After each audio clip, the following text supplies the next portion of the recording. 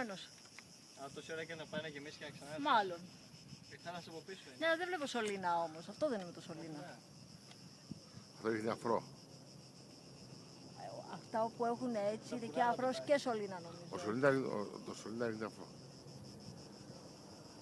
Εγώ θα τους βρίσκω πάντως. Όχι. Κοιτάξτε και μας λίγο. Τα παιδιά κάνουν ό,τι μπορούν.